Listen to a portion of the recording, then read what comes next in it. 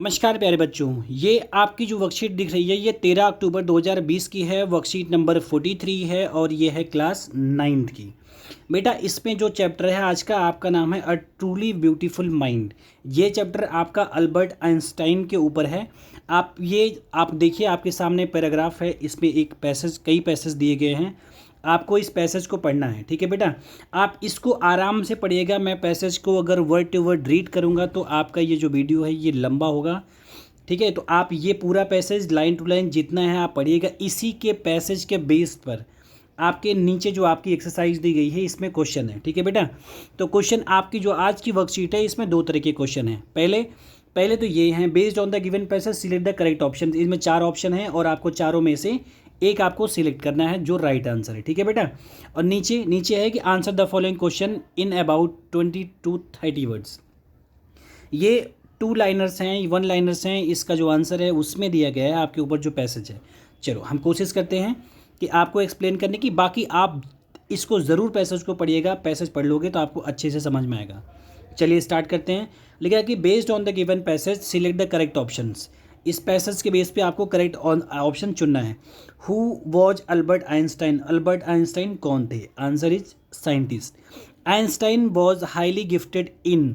Einstein highly gifted किस में थे, कौन से सब्जेक्ट में? तो सही आंसर है फिजिक्स एंड मैथमेटिक्स, मतलब कि इसका आंसर होगा both 2 and 3। Option number C पे आते हैं। कहता है in 1921 he received dash for physics. Physics के लिए 1921 में उनको कौन सा प्राइज़ मिला था? तो right answer is Nobel prize, ठीक है बेटा। आप पढ़िएगा, मैं छोटा सा एग्जांपल दे रहा हूँ। इसमें ये लिखा है कि he receive Nobel prize in 1921 for physics. तो ये आप पैसेज पढ़िएगा, फिर आपको अच्छे से समझ में आ जाएगा। अगला चलते हैं। अगले में ये कह रहा है कि which word in the passage is synonym of far sighted. Far sighted मतलब होता है कि जो दूर दृष्टि रखता हो, ठीक है बेटा। तो फार साइटेड का मतलब होता है विजनरी, ठीक है। आते हैं इस पे।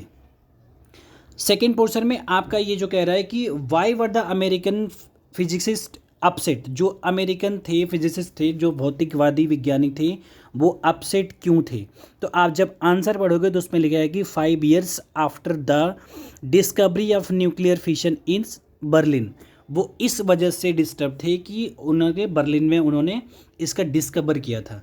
सेकेंड ऑप्शन है how did Einstein's theory of relativity prove to be a scientific revolution.